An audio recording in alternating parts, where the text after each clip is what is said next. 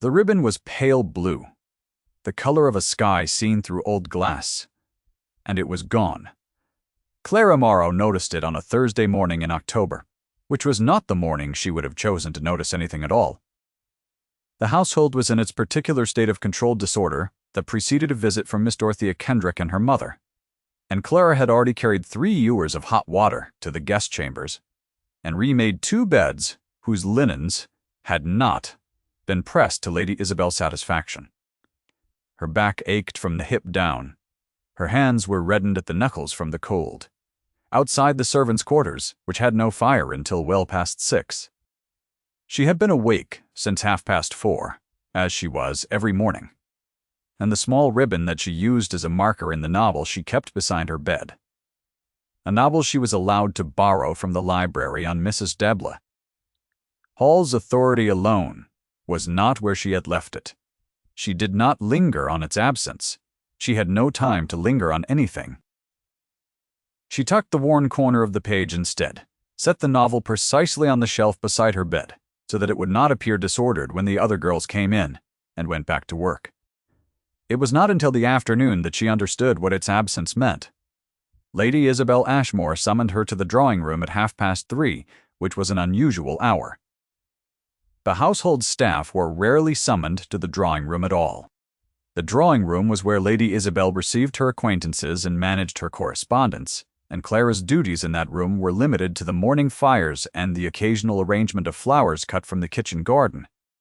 Yet the summons came through Mr. Fenwick, the butler, and it was delivered in the particular clipped tone he used when Lady Isabel was displeased about something, and had decided that someone below stairs was responsible.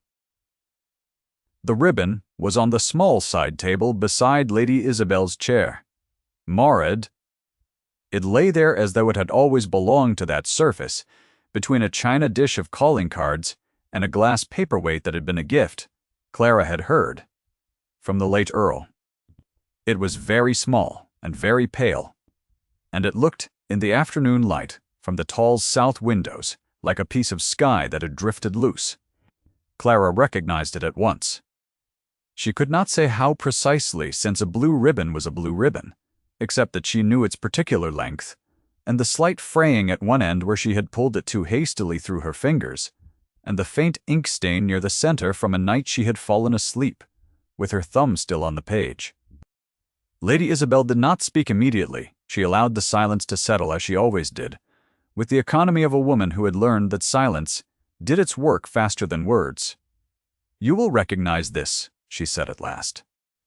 Clara did not permit herself to glance again at the ribbon. She held her hands at her sides, her eyes level, her breathing controlled. "I believe it may be mine, my lady," she said. "You believe," Lady Isabel said. She had a way of repeating a word that made it mean something smaller and more foolish than it had been. It was found in the late Earl's study, in his desk, a pause that held the weight of a verdict already reached. In the locked drawer of his desk, Clara said nothing. There was nothing to say that would not require explanation she did not have, and she understood that her silence would be read as guilt, regardless of what she offered. She had lived in this house for 3 years, and she knew the grammar of its disapproval by heart. "You may go," Lady Isabel said. "We will speak again this evening. Mr. Fenwick will inform you of the hour." Clara turned and walked back through the drawing-room door, past the roses on the side table, and the fire that had been lit for Miss Kendrick's arrival, and down the corridor to the back stairs. And she did not run, because she did not run. And she did not cry, because there was no time for it. And she thought about the ribbon the entire way down. She had not been in the late Earl's study. She had never been permitted beyond the threshold of the upstairs corridor on the east wing. She could not explain how a ribbon she used as a bookmark in a borrowed novel had come to be in a drawer that had been locked since the Earl's death 18 months ago, because she did not know. And that, she understood with a clarity that was almost cold, was precisely the problem. The house at Varnley had been Clara's employment for 3 years, and she had understood its terms from the first week. She had come from a family of modest, respectable poverty in Shropshire, the daughter of a clergyman father who had died when she was 19, a mother gone before that, a small house that passed to a cousin whose wife had no use for Clara. Mrs. Hull, who had known Clara's mother in some earlier chapter of both their lives, had written to say that the Ashmore household required a housemaid, and that Clara's needlework and reading would make her useful above the ordinary run. Clara had come with one trunk and her father's library in a box, and the understanding that she was starting over. She was not romantic about it. She did her work, and she did it well, and she had discovered early that Varnley required a particular kind of careful industry, the sort that could be depended upon without being seen. The household ran on its invisible labor, and its invisible laborers were expected to remain so. Clara was not the kind of woman who resented this.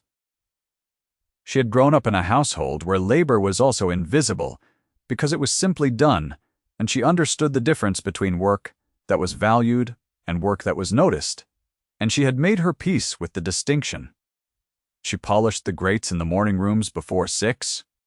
She carried coal and hot water and pressed linens, and managed the mending basket with more precision than anyone had required of her, because she was constitutionally incapable of doing anything carelessly. She was, in the language of households, reliable.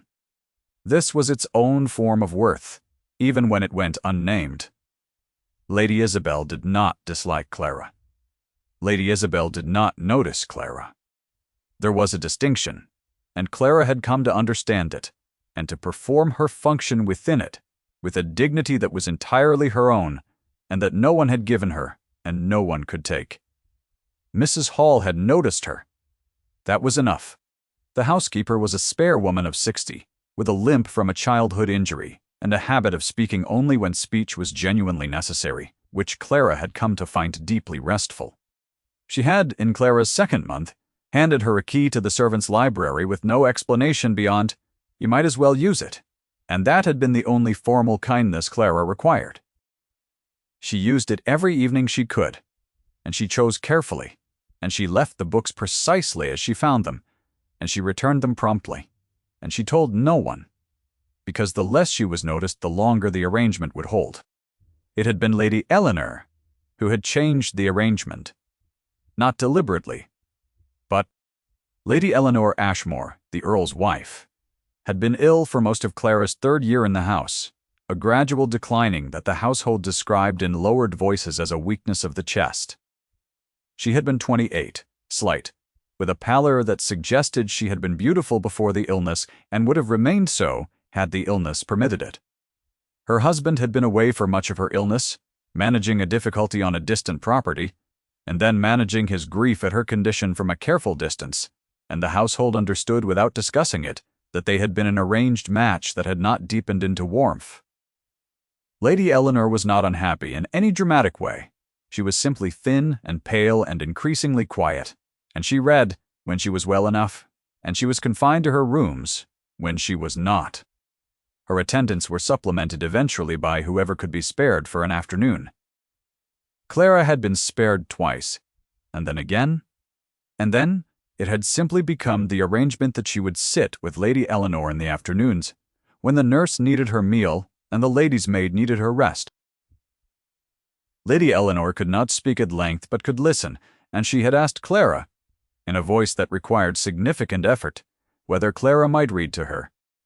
She had blushed when she asked it as though she were requesting something extravagant, and Clara had said, of course very simply, and had gone to fetch Fielding and returned within 10 minutes. Clara had been reading to her for 6 weeks when Lady Eleanor died on a Tuesday afternoon in April, while Clara was 3 pages into a chapter she would never be able to finish. She had stood and folded the book and set it on the table beside the bed, and she had gone to find the nurse, and she had not looked back, and it was not until 2 weeks later that she realized the ribbon she had been using as a bookmark had remained with the book on that table. She had assumed it was lost. Savait-vous? She had not thought to ask about it because one did not ask about such things, and she had not thought that it mattered because she was not the sort of person to whom small things were considered to matter, and she had spent the following 15 months using folded corners instead, and thought no more of it. She did not know that the Earl had found it. She did not know that on the morning after Eleanor's death, when he had arrived from the north to find his wife already laid out and the household in its careful grief. He had stood in Eleanor's room for a long time alone, and that he had found the book on the table and the ribbon inside it, and that he had held it in his hands for a moment that he could not measure, and then placed it in the pocket of his coat, and carried it with him when he went to the locked study to sit in his father's chair and try to understand what it meant that he felt more grief at the shape of his own failure than at the simple fact of Eleanor's death. She did not know that he had placed it eventually in the locked drawer of the desk, not from impropriety, not from any feeling he could have named cleanly, but because it was the one object in the house that afternoon that carried no weight of obligation, only the residue of someone else's freely given afternoon, and he had needed that. She did not know any of this when she went down to the kitchen to finish the evening's work, and to wait for Mr. Fenwick to tell her the hour. Lord Edward Ashmore, Earl of Varnley, had arrived home on the 15th of October, which was 4 days before the ribbon was discovered, and Clara had seen him twice. The first time was in the corridor on the east wing. On the evening of his arrival, he was 34, which was younger than she had somehow expected. The household's spoken picture of him suggested a more settled, more distant figure, the way households always suggested their masters were older and further away than they in fact were. He was dark-haired and lean, and he moved with the particular economy of men who have been in command of large spaces for a long time and know precisely where the edges of a room are without looking.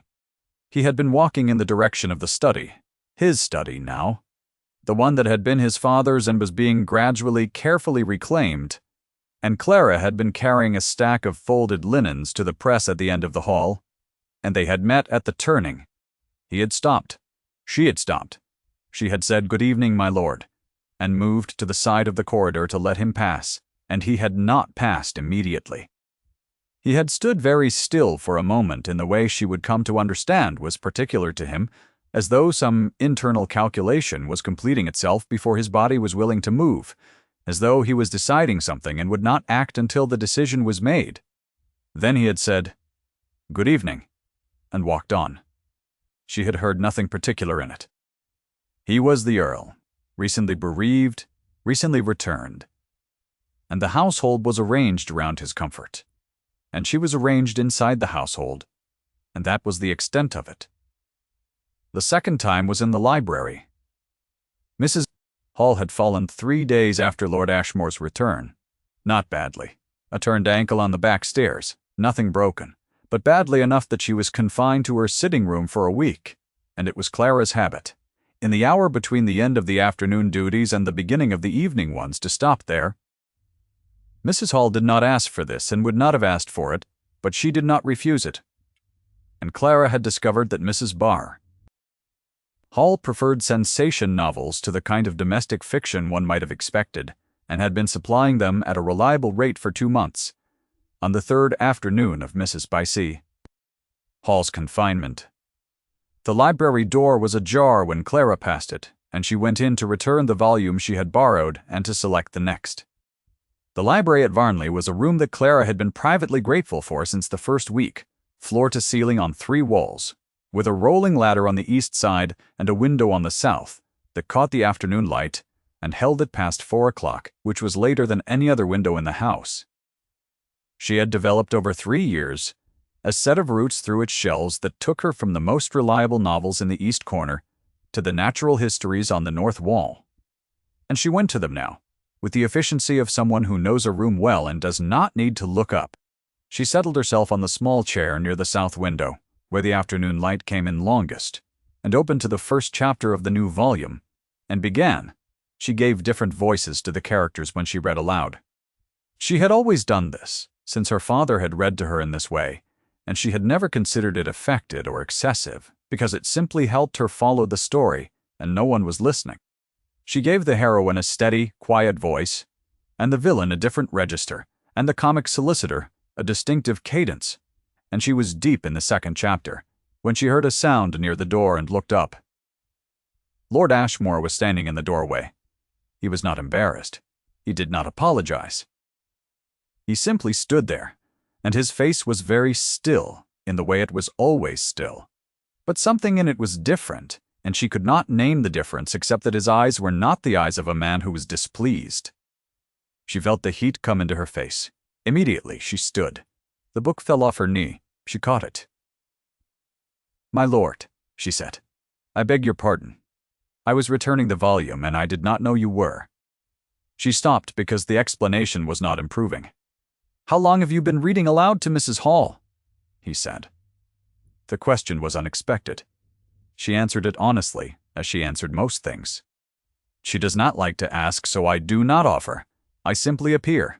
Something moved through his expression. It was not quite a smile. It was smaller than that. And she was not certain it was meant to be seen. "Mrs. Hall does not like to ask for anything," he said. "No, my lord. Carry on," he said. And he left. He had been standing in the doorway for the duration of a full chapter. She understood this a moment after the door swung to, and she put the book down and looked at the south window, which was still holding its light, and she sat with the understanding for a moment, before she picked the book up again and continued where she had been interrupted.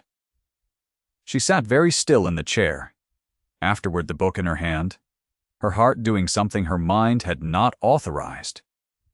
She put it down firmly, as one puts down a thing that has become heavier than expected, and went back to the passage where she had been interrupted, and read the rest of the chapter to the empty room, and told herself it was nothing, and kept reading until she believed it. If you have ever watched a woman become more careful in a house where she has discovered she is noticed, you will understand what happened next. Clara did not alter her habits in any dramatic way. She had no dramatic ways. What she altered was the quality of her attention. She became more precise in her duties, more exact in her timing, more scrupulous about what she allowed herself to feel in the moments when Lord Ashmore passed through a room she was working in. He had not sought her out. He had simply been present in the doorway. She told herself this, and she believed it, and she also noticed with the accuracy of a woman who has learned to read rooms, that when he entered a space she occupied, he did not look through her. He did not look at her for too long.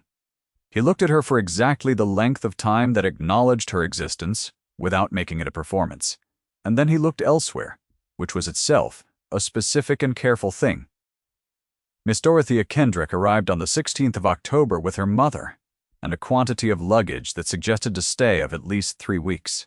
She was 25, fair, with the kind of polished precision that comes from a careful education and a family that had invested significant resources in the outcome. She was kind in the way that people are kind when they do not require anything from you, which is to say pleasantly and at a distance. And Lady Isabel arranged her at the dinner table to the right of Lord Ashmore and watched their conversation with the focused attention of a woman who has already made up her mind. It was at this first dinner that Lady Isabel spoke. The words that Clara, passing through the corridor outside the dining room, with a tray, heard through the half-open door.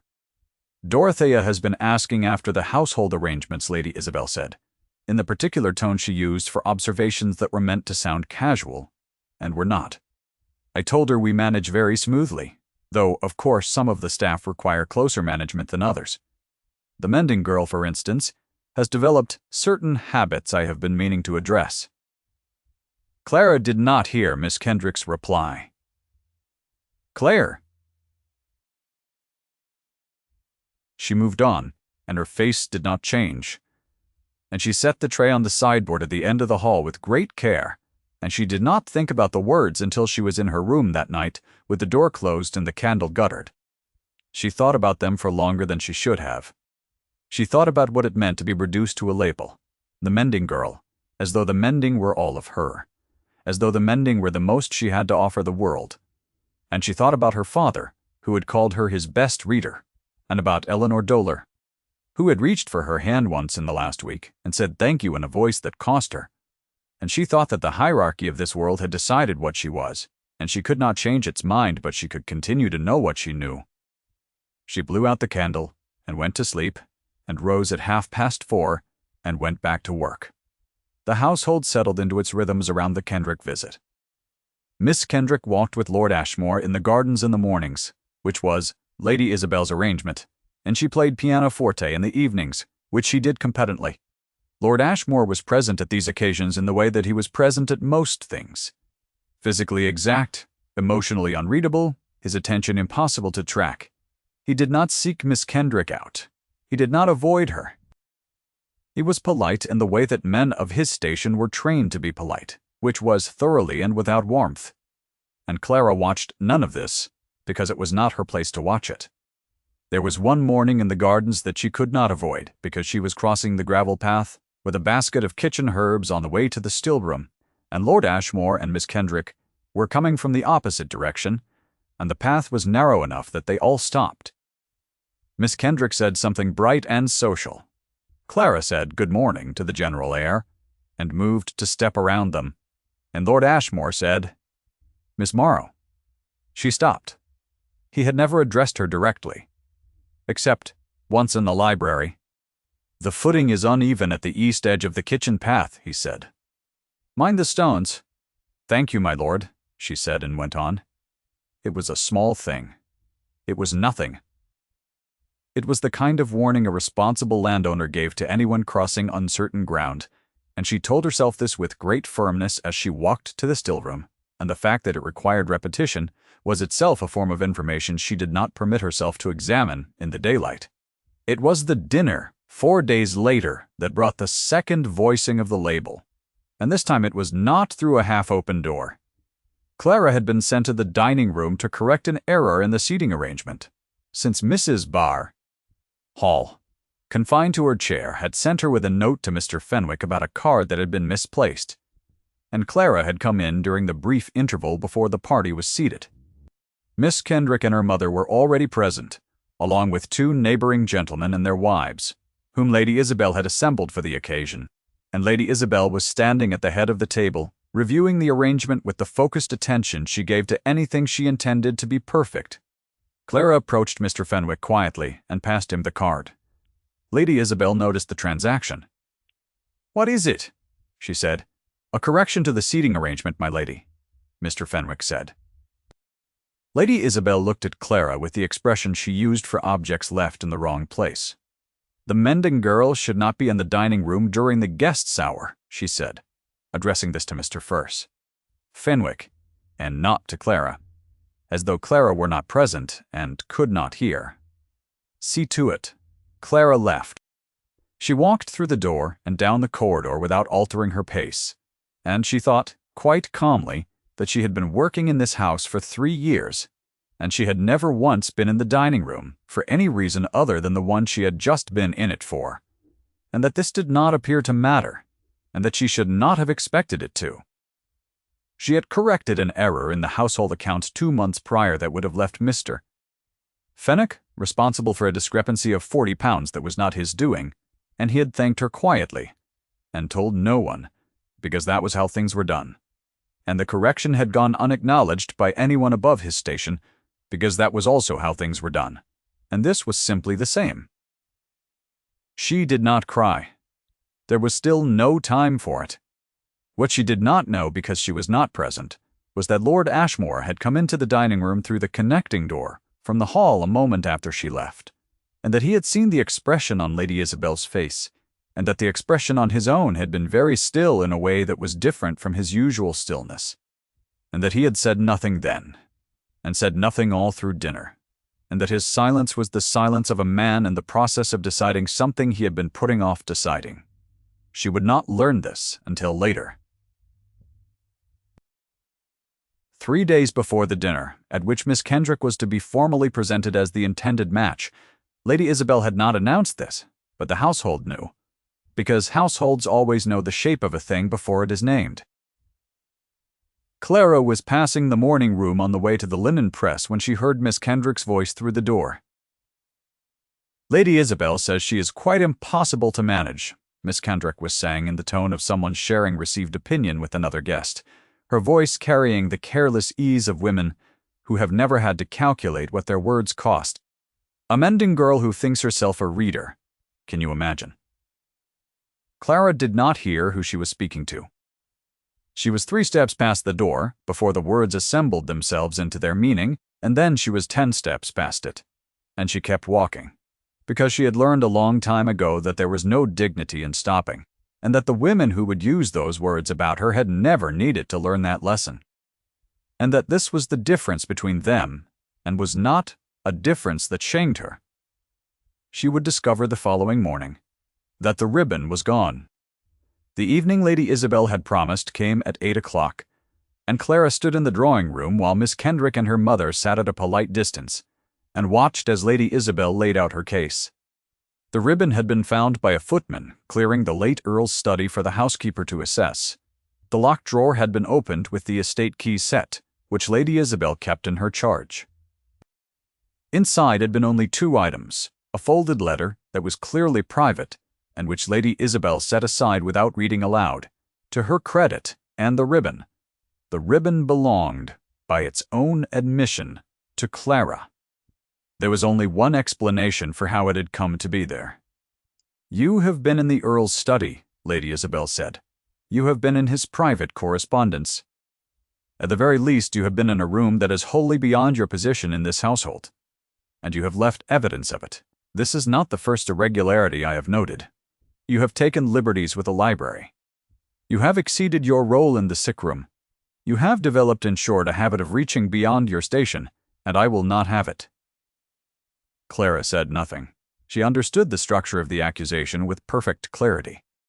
She could not explain the ribbon's presence without implicating Lord Ashmore in having kept it, and implicating Lord Ashmore in a private attention to a housemaid, however innocent its origin, would be a different and greater humiliation than anything Lady Isabel was currently attempting. She would not do it. She did not know why he had kept it. She suspected she was beginning to understand, and she put that understanding away from her, because it could not help her now. She stood with her hands at her sides, and she said, "I understand, my lady. You will finish the week," Lady Isabel said. "Mr. Fenwick will see to the particulars." Miss Kendrick said nothing. Mrs. Kendrick said nothing. Clara thanked Lady Isabel and left the drawing-room and went directly to Mrs. Hall's sitting-room, because there was nowhere else she would allow herself to go, and she sat in the chair she always used, and she did not say a word for a long time, and Mrs. Alia Hall sat across from her with her ankle propped on a stool, and did not say a word either. Which was exactly right. "He kept it," Clara said finally. "I know it was there. I know it was mine. I left it by accident, when Lady Eleanor died, and he kept it." Mrs. Hall said nothing. "I cannot say so. It would make him look—" She stopped herself. "He is a good man," she said. "Whatever his reasons, you are certain of that?" Hall said it was not a question. Clara thought about it with genuine deliberateness. She thought about the afternoon in the library, and the kitchen path, and the stillness in his face that was not coldness but something harder to name. She thought about Eleanor's hand reaching for hers. She thought about a man who had stayed away from his dying wife, and then come back to stand in a room full of evidence of his own failure. "Yes," she said. "Then you will leave." Mrs. Hall said, "Yes." Mrs. Hall looked at her for a moment. "You have been in this house for 3 years, and you have done your work well, and you have not been foolish," she said. "This is not your fault." She sat with Mrs. Hall until the candles burned low, and then she went to bed, and she lay in the dark and thought about what she would do next. She had her father's library, still in its box under the bed, because she had never fully unpacked it, some instinct having told her from the beginning that she might need to be portable. She had her wages, carefully saved enough for 3 months in respectable lodgings, while she found another position. She had her needlework and her reading and her history of not being foolish. These were not nothing. She thought about the library at Varnley. She thought about the south window that held the light past 4. She put both thoughts away from her with the practice of 3 years and closed her eyes. The following afternoon she was in the corridor outside the drawing-room with a bundle of altered household linens for Mrs. Hall to inspect when she heard the voices through the door.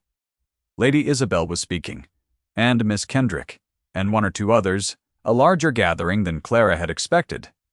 The neighboring families assembled for what was clearly a purposeful occasion. Clara was 3 feet from the door when she heard Lady Isabel say, in the carrying tone she used for pronouncements meant to be understood, and not merely heard, "I have addressed the matter of the mending girl. She will be gone by Saturday." And then she heard Lord Ashmore say from inside the room, in the level, unhurried voice that derived its authority from the fact that it was never raised, "I think not." Clara went very still. There was a silence in the drawing room. It had the quality of a room that has stopped breathing. "Edward," Lady Isabel said, and there was a note in her voice Clara had never heard before, the note of a woman whose footing has shifted unexpectedly. "Miss Morrow remains in this household," Lord Ashmore said. "She has done nothing that merits dismissal, and I will not have the matter pursued further." "The ribbon," Lady Isabel said, and even she seemed to understand that she was on ground that had changed beneath her. "The ribbon was mine to keep," Lord Ashmore said. "I took it from Eleanor's room the morning she died. Miss Morrow had left it there, and it was the one object in that room that reminded me of any kindness my wife had received in her final weeks, a kindness I could not provide, and that Miss Morrow provided freely and without expectation of return. I kept it. That is the full account of the matter, and I will not hear it described as evidence of anything else." A long silence. "Clara Morrow is the woman I intend to marry," he said. The silence that followed was different from the one before it. Clara stood in the corridor with the linens in her arms and the door not quite closed, and she understood that she had just heard something irrevocable said aloud in a room full of witnesses, and that the irrevocable thing was about her, and she pressed her back against the wall beside the door, and closed her eyes and held her breath. She heard Lady Isabel attempt to speak and fail. She heard Miss Kendrick say in a voice entirely without rancor, and Clara would think better of her for this afterward, "Then I believe we have been mistaken about the situation, Mama. We ought to make our goodbyes." She heard the small, specific sound of Lady Isabel sitting down. Then the door opened, and Lord Ashmore came into the corridor and found her there against the wall, with the linens and the closed eyes, and she opened them. He looked at her for a long moment. His face was very still, and the stillness now was not cold, not remote, not anything that she had misread it as. Over the weeks she had been quietly cataloging it. She understood, finally, what it had never been. "I owe you an explanation," he said. "I think you have just given several," she said. The corner of his mouth moved. She had been watching for that movement for 4 months, and she saw it now clearly. "Eleanor was unhappy," he said. "She was not unhappy because of anything she had done. She was unhappy because I could not give her what she needed, and I knew it, and I stayed away in the belief that my absence was preferable to my presence, which was a failure of judgment I have been trying to understand since. You were there with her in a way I was not. You gave her your afternoons. You read to her. She was peaceful when you were there, and I could see that, because I watched through the door more than once, and I did not enter, because I did not know how to be in that room without making it worse." Clara looked at him steadily. She thought of Eleanor reaching for her hand and saying, "Thank you," in a voice it cost her. "She was not unhappy because of you alone," she said. "She was ill. The illness made everything harder." "Yes," he said. "But it began before the illness." She did not dispute this. He was the one who had been in the marriage. "You could have kept the book," she said, after a moment. "She was reading it." "She was not reading it," he said. "You were reading it." "She was listening. The book was yours. The ribbon was yours. I kept what belonged to you because I could not keep what I wanted to keep, which was the memory of someone in that house who gave freely and did not count the cost." Clara was quiet for a moment. Her hands were very full of linens, which was inconvenient. "I was quite fond of that ribbon," she said. "I know," he said. "I am sorry for taking it. I will return it to you." "You may," she said, "if the returning is accompanied by a proper conversation." He looked at her. Something in his face settled into a resolution that had clearly been forming for some time. "I have been trying to find a way to speak to you for 4 months," he said. "I found approximately none, because every approach required that I ask you to consider an attachment that would alter your situation entirely, and that you had no particular obligation to welcome. And I was aware that I was your employer, which is not a comfortable position from which to propose anything. I managed the kitchen path. I was present in the doorway." He paused. "I am not proud of the management." "It was noted," she said. "I was afraid," he said, "of being wrong about what I saw. I was afraid of imposing something on you that you had not invited, and could not refuse without cost to your position. I was afraid that your composure was simple professional courtesy, and that I had read something into it that was not there." Clara considered him. The afternoon light in the corridor was gray and thin, the kind of October light that did not flatter anyone, and he looked in it like a man who had been carrying something heavy for long enough that he had forgotten it was heavy. "You were not wrong about what you saw," she said. "Then I was wrong only to wait," he said. "You were wrong only to wait," she agreed.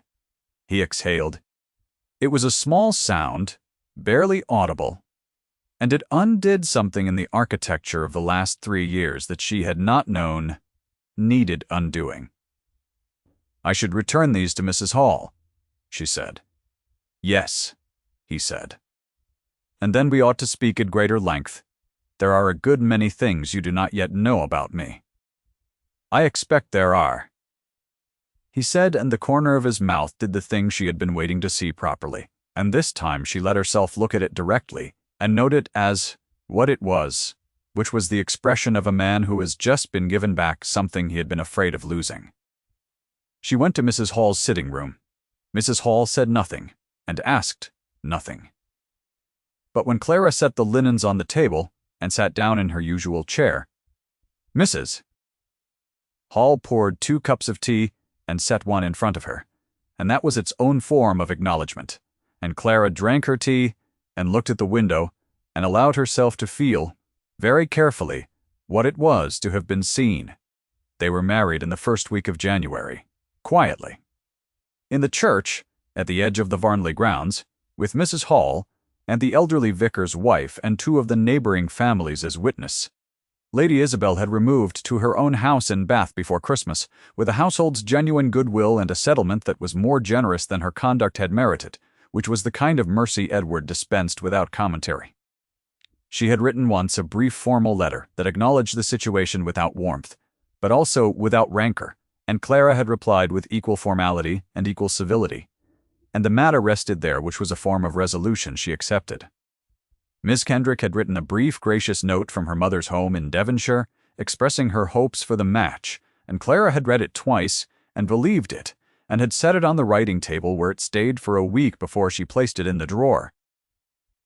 On the evening of the 5th of January, the fire in the library was banked low, and the first snow of the season came against the tall south windows. In a quiet that Clara had not known since her father's house, the kind of quiet that snow makes that is not silence, but something deeper than it. She was reading.